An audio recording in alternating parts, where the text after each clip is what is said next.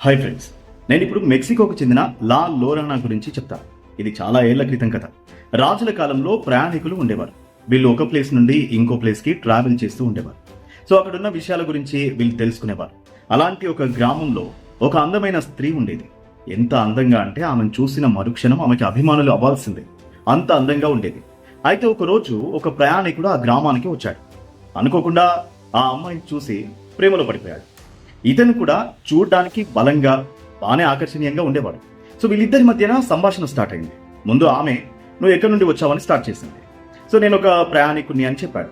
ప్రయాణికుడు కాబట్టి అప్పుడు ఇంత టెక్నాలజీ ఈ ఇంటర్నెట్లు ఏం లేవు కదా.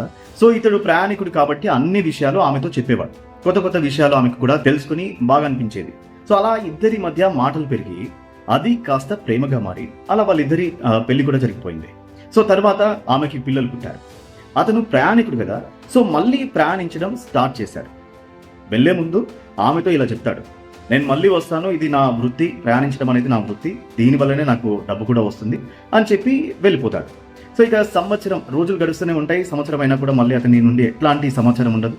సో అప్పుడు ఫోన్లు అవేం లేవు కనుక పాపం ఆమె అతని కోసం ఎదురు చూస్తూ ఏడుస్తూ అలానే ఉండిపోయింది. అయితే ఒక రోజు ఆమె అడవిలో వెళ్తుండగా అతను కనిపిస్తాడు. కానీ అతను వేరే అమ్మాయితో చాలా చనువుగా కనిపిస్తాడు. అప్పుడు అర్థమవుతుంది తను మోసపోయింది అని.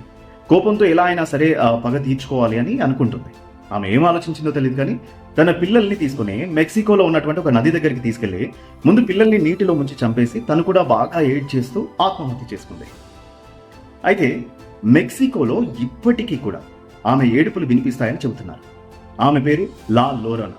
ఆమెలానే తన పిల్లలు కూడా వస్తారని, ఆ పిల్లల కోసం వెతుకుతూ ఆ నది ప్రాంతంలో తిరుగుతుంది అని చెబుతున్నారు. అక్కడ వాళ్ళు ఇంకా ఏం చెప్తున్నారంటే పిల్లల్ని చంపిన పాపానికి తనకి స్వర్గం కానీ నరకం రెండింటికి అనుమతించబడక శాపగ్రస్తురాలైంది. సో అందుకే అక్కడ పిల్లల్ని వెతుక్కుంటుంది అని అక్కడి వారు అనుకుంటున్నారు. అందుకే లా లోరానా ఇప్పటికీ కూడా తన పిల్లలను వెతుకుతూ అక్కడ తిరుగుతూ ఉంటుంది.